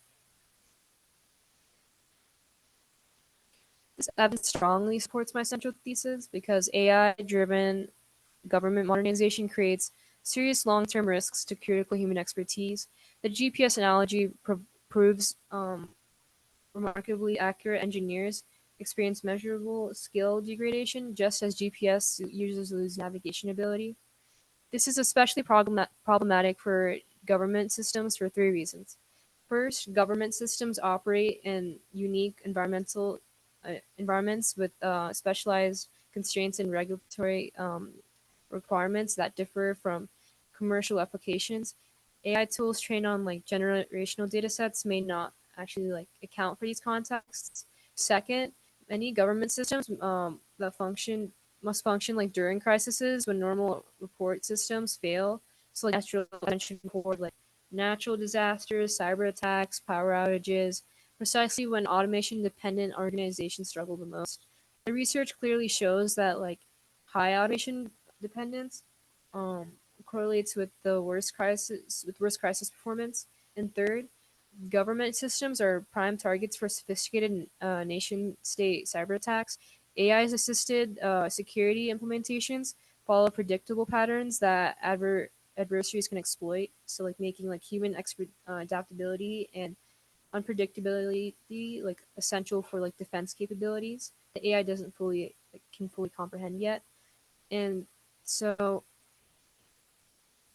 for my conclusion, to achieve both a good balance, my research demonstrates that AI delivers real benefits but creates dangerous skill gaps when overused. The solution is not abandoning AI modernization because it is really important and it should be used as a tool, but implementing it strategically, like using AI to augment human capabilities and not replace them. Practical recommendations include rotation programs where engineers alternate between AI assisted and manual work. So, like regular crisis drills that test human only capabilities and structured knowledge transfer programs and senior to junior staff, from junior to junior staff. And like GPS navigation, like I said before, the optimal approach combines like technological conveniences with fundamental human capability. Government agencies must make deliberate decisions today about balancing AI with skill prevention to ensure systems become more efficient and more resilient.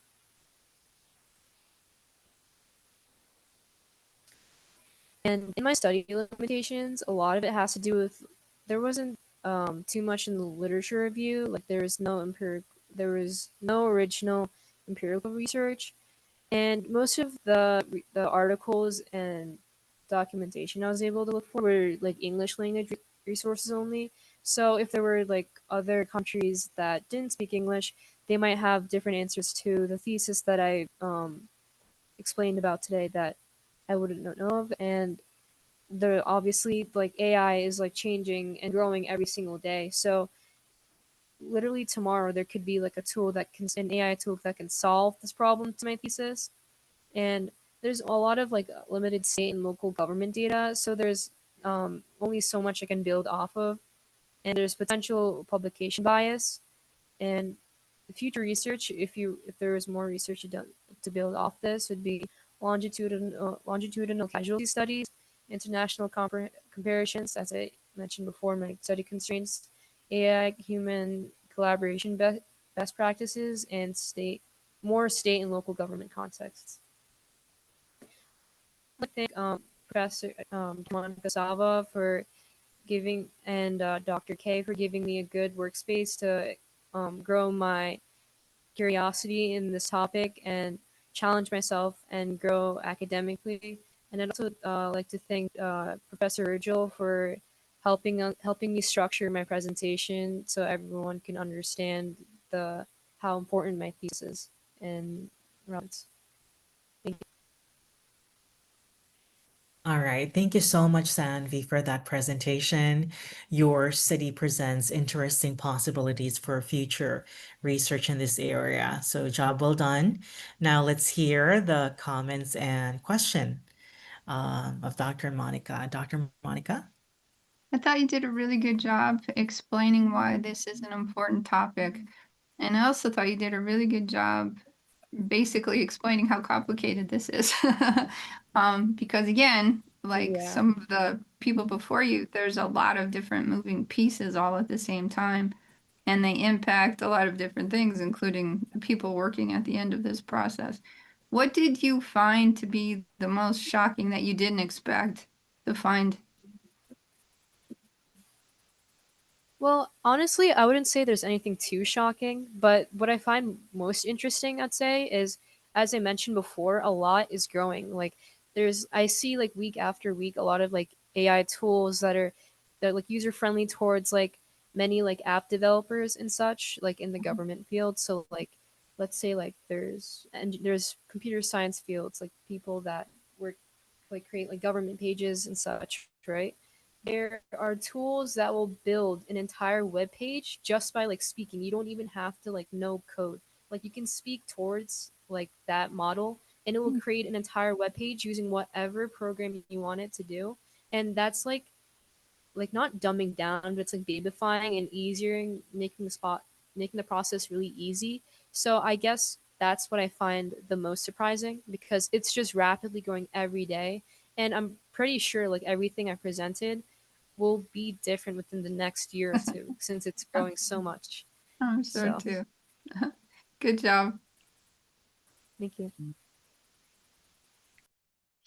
All right. Thank you so much, Sanvi and Professor Monica.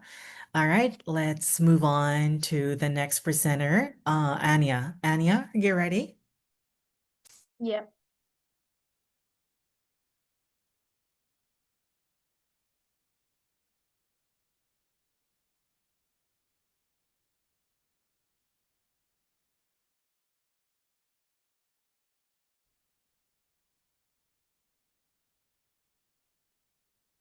Okay. Hello, everyone. My name is Anya Yarlagada. I'm a sophomore from Sharon High School in Massachusetts. And my research paper is about how Grammarly and Quillbot interpret ambiguity and nuance in native English. So first of all, I just kind of want to ask you a question that like you can just like think about this to yourself. And I'm just wondering like how many of you have ever used Grammarly before or have at least heard about it, whether it's from their ads or something one of your friends uses in school to help them write properly. I think Grammarly is very prevalent in many places, like especially my own like school life.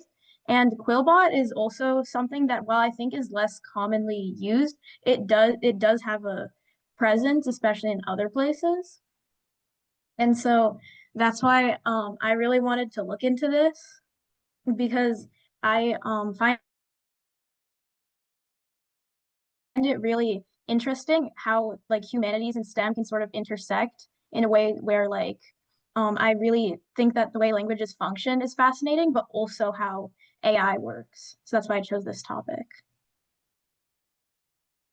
And so for a quick introduction, I found that there was a lot of research done about how AI grammar tools can help English learners, meaning people who don't have English as a first language, so that like maybe they can correct their grammar. However, there's a lot less on how these tools handle more complex things.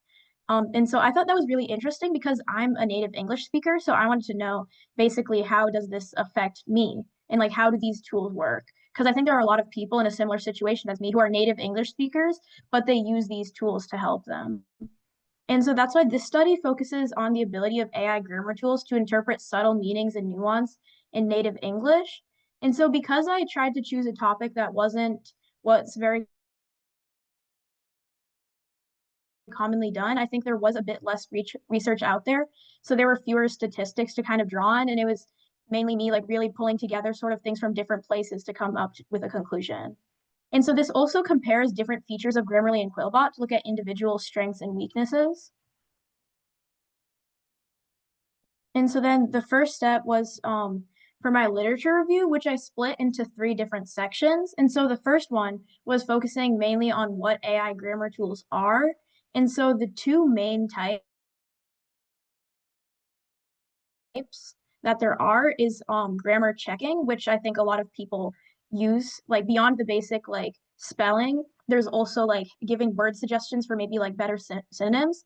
And there's also paraphrasing, which is very important in looking at how a sentence is structured and also looking at what kinds of synonyms there are. And so then for bias in AI, that's my second topic. It's a big problem that is prevalent,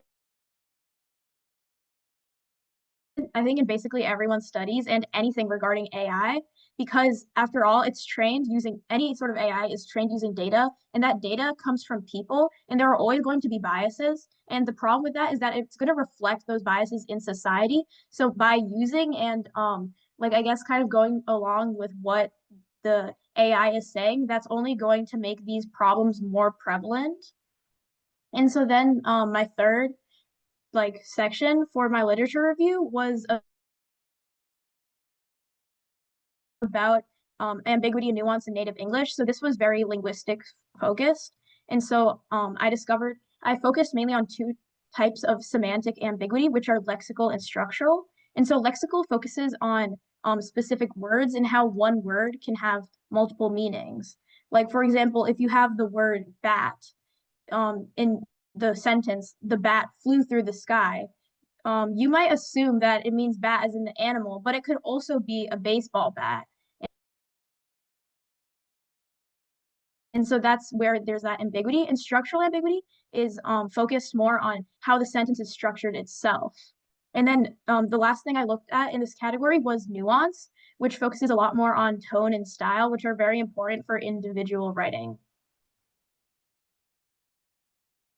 And so for my methodology, since this was a review, I searched for peer-reviewed articles to make sure that they were reliable. And all of my sources, I tried to make sure that they were recent because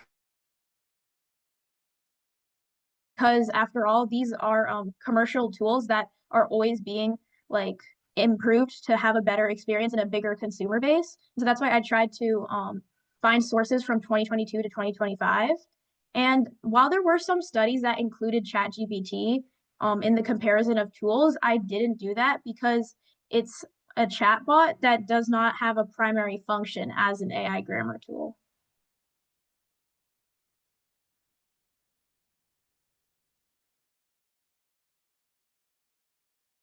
And so what I found for my strengths is like that Quillbot is very good at paraphrasing, and so like I mentioned before, there's a lot for ESL learners, like in people who are learning English, but it can also help native speakers understand like vocabulary and increase their vocabulary and also figure out how sentences are structured, and it does that very well.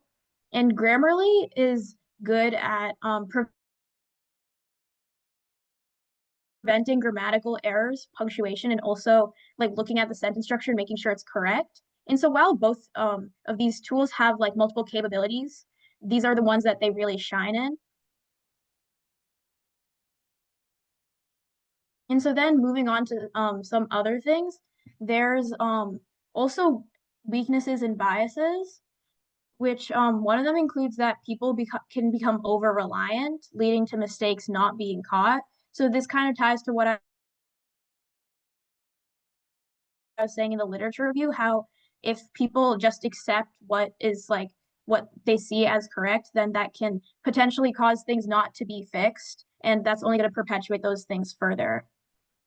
And so then there is also the fact that Quillbot was a bit less accurate than Grammarly at detecting grammatical errors, which means that that like people could accept that as true even when it's not exactly.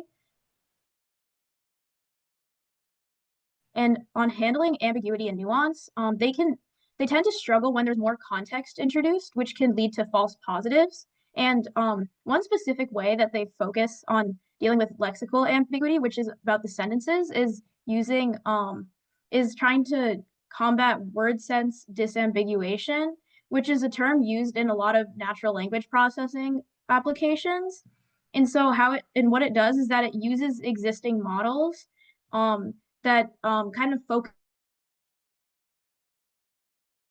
on the context of the words around an ambiguous word to sort of figure out like which one is the best. But of course, it is sometimes hard to do, like to figure out what's truly correct, and that's why they can struggle with that context, and that's an ongoing issue. And so for the conclusion, they can handle basic grammar well, but once it gets a little bit more complicated, it is a little bit more confusing for them. And they do make mistakes sometimes. And of course, both tools deal with bias, just like any sort of AI application. And then because I did a literature review, this can result in inherited biases. So like if there was any studies that were biased already and I wasn't aware of that, even if I looked very thoroughly, then that bias could show up here. And I also only used articles in English, which means that if there was any like profound research in other languages, that was something I didn't have access to and I couldn't utilize that.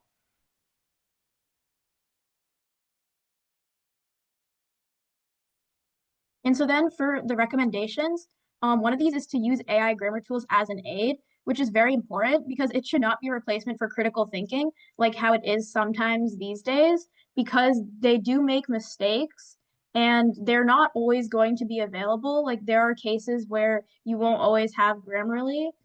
And in that case, you should be able to like write on your own and you should be able to paraphrase things without using Quillbot. And then for further research, I think kind of looking specifically at how types of ambiguous sentences are assessed for clarity, because Quillbot and Grammarly, I know both have clarity scores in their like paid versions, so I wasn't able to really look into that. And also, I think in general, this is a very niche topic, so there is still a lot of research to be done in this sort of genre instead of focusing just on English learners. And then to combat bias, it's important to kind of involve more diverse groups in like making sure that, especially with Grammarly that likes to say that they can accommodate to a lot of different tones and styles, making sure that some aren't like considered incorrect just because they might be different from what's considered standard English. And for primary research, like if I was to continue with this further, I would think actually testing ambiguous sentences with the tools to see whether they would accept those would be something to do. And then, of course, there's always potential for future improvement. And these tools are improving all the time. And so I think that like in a few years, like this might be like completely like inaccurate or like definitely different because of how things are progressing. And so finally, for some acknowledgements, I want to thank Professor K, Dr. Sava, Professor Virgil, and Gifted Gabber as a whole for giving me this opportunity and supporting me through this process. Thank you.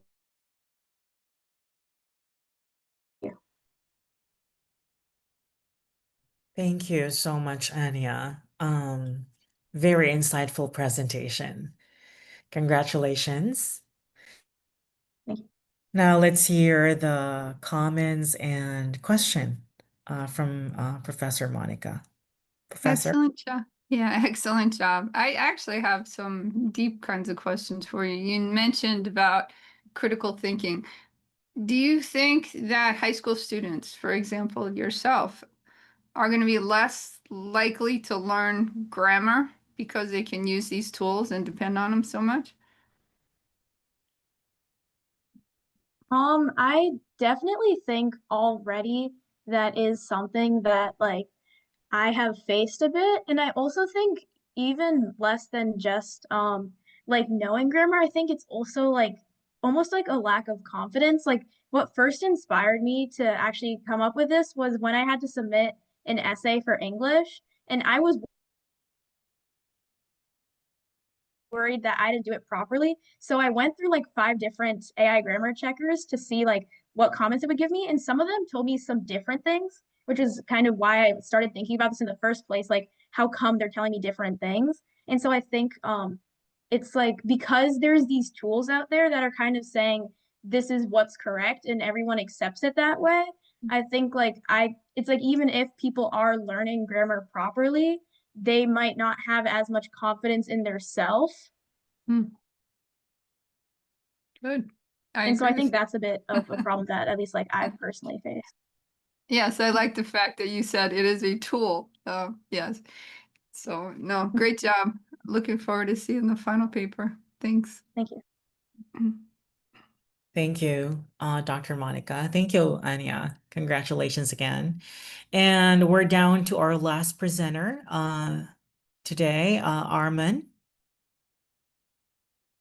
Hi. Okay, yeah, we can hear you. All right, so you can open your camera and share your screen. Will do. Give me a second. Okay. Screen.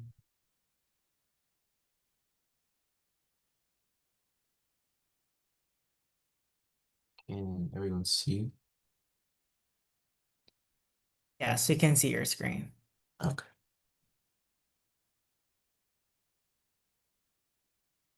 Okay. Hi everyone. My name is Armand, and I'm a freshman at Northwest High School in Maryland. My topic today will be about machine learning and predicting outcomes of brain tumor resection surgeries. Uh, for some reasons I chose this topic are because I find I have an interest in combining technology and medicine, which are two very important fields. I find brain surgery is fascinating because they're complex and life-changing. I also desire to explore how AI can make surgery safer and more accurate. So, first let's talk about a little bit about brain tumor resection. This is a type of surgery where the doctors aim to remove as much of the brain tumor as possible. The success of this surgery depends on several factors, including the type of the tumor and the size, and as well as the patient's overall health. Uh, Predicting the outcomes of these surgeries is extremely important. It helps doctors plan safer, more effective treatments, and it also gives patients a clear idea of what to expect in terms of survival and recovery. This is where machine learning, or ML, comes in. ML can analyze large and complex sets of data to identify patterns that may not be obvious with traditional methods. Research has shown that ML can actually predict surgical outcomes more accurately than conventional techniques. Some techniques that doctors use are known as the Karnofsky performance status, which have been used to um, determine the patient's ability after and before surgery. They also use other types of data sets to learn more about the patient. So coming down to my literature review, machine learning in neurosurgery uses algorithms that can learn from large amounts of multimodal data like MRI scans and clinical records. These algorithms can identify complex patterns that traditional methods might miss. There are a few common approaches. The first one is supervised learning, which is basically teaching the computer with examples. Some examples of this include logistic regression, which predicts yes or no outcomes, like if the patient will survive or not. Another one is decision trees that make decisions step by step, sort of like a flow chart. Or another one is random forests that use many decision trees together at once to make a more accurate prediction on the patient. And these methods are often used together to predict outcomes such as survival rates or complications the doctors might encounter.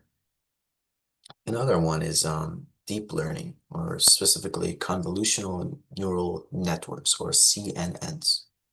Uh, these can basically analyze MRI images to identify the tumor characteristics, and when they identify the characteristics of the tumor, they will eventually predict the patient's survival if they know how serious the tumor is or how hard it might be to remove. Um, Some studies I used are Rudy and others, Sanders and others, and the most important one I used was Hassan and others. So for my methodology, I searched PubMed and Google Scholar databases using the keywords machine learning, brain tumor section, and neurosurgery prediction. Studies that were published between 2015 and 2024 were included if they evaluated ML methods against traditional approaches. I also used some sources to provide background information on my topic that were not related to ML, so I can give the reader a more bigger idea of how it used to be done.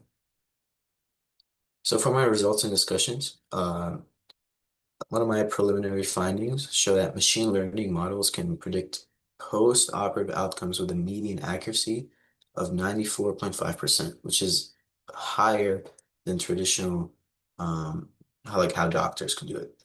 So they outperformed the traditional statistical methods. Down here, I have a graph that shows the linear models that doctors would use and the nonlinear models that the AI would use. And we see that the linear models, like, they show very simple and like broad data, while the nonlinear models can capture more of a complex and realistic interaction between these different risks and all these factors. Now, obviously, with every AI, there's going to be some limitations. So for mine, I found that um, data bias and quality are a big limitation because the AI accuracy um, predictions are only as good as the data they're trained on. So if the data is incomplete or biased, the predictions can and will be inaccurate. Second, most models rely on registry-based datasets that often have limited follow-up, which means the predictions and the studies are done in a short amount of time, so we don't get a lot of like a long-term outcome. Lastly, there are practical challenges to implementing AI in the clinic. Issues like reliability, transparency, accountability, liability, and data privacy, and equity and ethics all need to be addressed before these tools can be widely adopted. Another limitation that I haven't listed, but I can say, is that not all countries or other places have access to this, as it could be expensive and time consuming, or they just don't have enough data. So that is another limitation, that not everyone around the world can use these. So lastly, my conclusion, we learned that machine learning shows a strong potential to improve outcome prediction after brain tumor resection. It can also support doctors in making safer, data-driven decisions and give patients a clear understanding of what to expect after, before, and during surgery. So that said, data quality, bias, and ethical challenges are still critical concerns that need to be addressed before ML can be fully trusted in the clinical practice. With continued research and refinement, however, I think machine learning could become a powerful tool in personalized neurosurgery that can help improve both patient outcomes and decision-making process in the operating room. Lastly, I'd like to make some acknowledgements. Special thanks to Professor Sava, who helped me to learn about AI and in general, become familiar with it. Professor Torimocha, sorry if I mispronounced that, and Professor K, that supported me in writing and creativity. Lastly, I'd like to give special thanks to Gifted Gabber and Coach Joe for making this entire project possible. Thank you everyone for listening.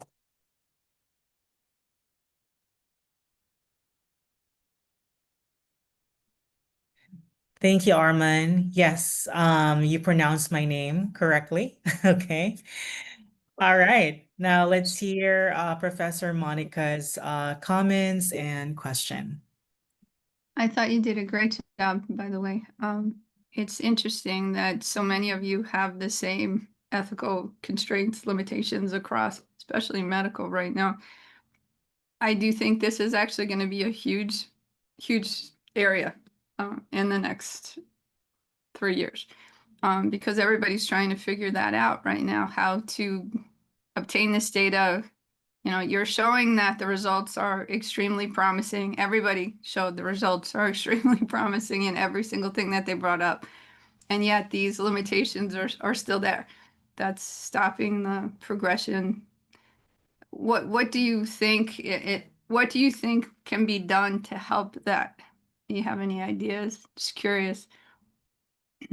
Yeah, so for the limitation that I mentioned about like data privacy, which is one of the most important ones, obviously, because it's valuable and very sensitive data, like patient data, MRI scans, patient info. I think a way that uh, the developers of these machine learning softwares, how they can overcome this limitation is by using like having very trusted people look at the data, like trusted doctors in the nation or like people that are known or having strict security, like so like when they leave the developing room or whatever, like they can't take that information with them out and leak it. So I think that would be like a very strong way they could prevent that limitation, which would help people see how this is good and eventually trust it in the field. Yeah, so we need like a PR campaign going on along with cybersecurity. Well, thank you very much. You did a great job. Thank you. Thank you, Professor Monica and Arman. That was a very cohesive presentation. All right, did I miss anyone? Um, is everyone here already presented? I think everyone presented for those who are here in our virtual meeting. And yes, as we conclude today's Thesis Defense, we take pride in witnessing how far our student researchers have come. And each of you demonstrated not only academic excellence, but also perseverance, creativity, and genuine curiosity to explore what AI can achieve. And of course, our panelists and our mentor, Dr. Monica, we would like to express our deepest gratitude for guiding our students with wisdom and care. All right, so at this point, I would like to invite again Professor Monica to share her closing message to our dear students. I just wanted to tell everybody, I know how hard you worked. You did a great job. I also want you to keep in touch with me and let me know how you're doing. I expect amazing things from all of you coming up in college, but seriously, keep me posted. And if you need any help or have any questions, I'd be more than happy to kind of walk you through at least what I know. And again, the potential right now in this area and what's going to happen over the next 10 years is huge. So the fact that you're already getting familiar with it and excited puts you in a really good position for when college starts. And one of the really nice things that I see in every single one of your presentations is something about helping people. And basically, like, as silly as it sounds, but helping the world be a better place. And I hope that all of you continue to kind of have that drive as you move forward, because you have like an amazing potential to make a difference in the world. So anyway, that's all I will say. Thank you, everybody, and keep me posted. And I can't wait to hear from you. Thank you so much, Dr. Monica, for that heartfelt message. And once again, congratulations to our presenters of the 2025 Summer AI Research Program. Your hard work and dedication have truly paid off. Now, before we end our session today, can we have a pictorial? I'd like to open your camera, please. I'll be sending this to Coach Joe as well. All right. All right. Yeah, I'm waiting. All right. Kindly open your camera, please. All right. Okay, Deb, Pranav. Okay. Okay. At the count of three, show me your best smile. 1, 2, 3, smile. One more. 1, 2, 3. Perfect. Thank you so much, everyone. Thank you so much, Dr. Monica. Thank you, thank you, thank you. Have a great night. Have a great Thank night. you. Bye. Bye-bye. Bye. Thank you. Thank Bye. you. Thank Bye. you so much. Bye. Bye. Thank you. Bye. Thank you. Bye.